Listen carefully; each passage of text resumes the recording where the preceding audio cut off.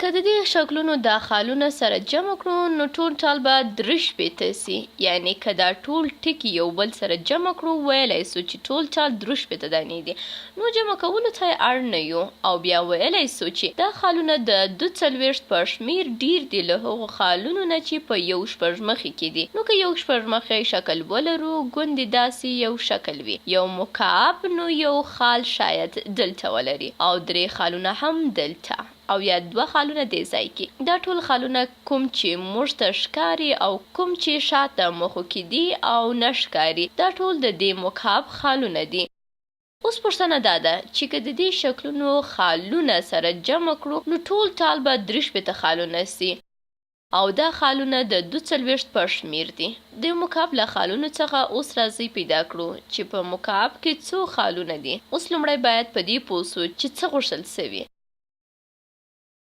آیا د مکعب خالونه به د دې شکلونو له خالونو نه ډیر وي او که کم؟ تاسو شاید ووایئ دلته 42 ډیر لیکل سوي نو ډیر یې لیکل سوي باید دلته 42 خالونه نور ډیر سي مګر ډیر مو پام وي. هر کله چې عبارتي پوښتنه حلوئ د یوې کلمې په معنا یې مه حلوئ. یعنې د ډیرو په راتللو یې جمع او د کمو په راتلو یې منفي کوئ مه ځکه هر ځای کې یو شان معنا نه ورکوي. نو باید تل پوښتنه پوره ولولئ او ځان پوه کړئ چې څه درنه غواړي. اوس دلته ویل سوي چې دا 3 شپېته خالونه د 42 په شمېر ډیر دي د یو مکعب له خالونو نه. که په بله لاره یې ووایو نو که چیرې د مکعب د خالونو شمېر پیدا کړو همدا به مو د پوښتنې ځواب وي او دا به په سوالیه وښایو. نو که ولیکو چې د مکعب ټول خالونه جمع د نورو 42 خالونو سره دا به مساوي سي د دې شکلونو ټولو خالونو سره چې هغه 3 شپېته خالونه دي. نو د مکعب د خالونو شمېر جمع 42 مساوي کیږي له 3 شپېته سره. یا هم دا 3 شپېته خالونه د 42 په شمېر ډیر دي.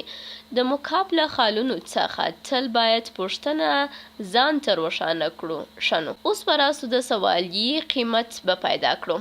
ښه که سوالیه جمع 42 مساوي په 3 شپېته سي دا به یو شان وي له سوالیه مساوي له 3 شپېته 3 شپېته منفي 42 سره 3 شپېته منفي 42 سره. نو د دې ځواب څو کیږي؟ اوس به یې ځواب کړو. نو 3 شپېته 14 ګونې او 3 یو ګونې او 42 هم 14 ګونې او 2 یو ګونې. اوس غواړو دا له یو بل نه منفي کړو چې په ځواب کې به یې د مکعب د خالونو شمېر لاسته راوړو. اوس د 21 ځای کې 3 یو ګونې منفي 2 یو ګونې مساوي کیږي 1 سره او 14 ګونې منفي 14 ګونې دا هم کیږي 12 ګونې.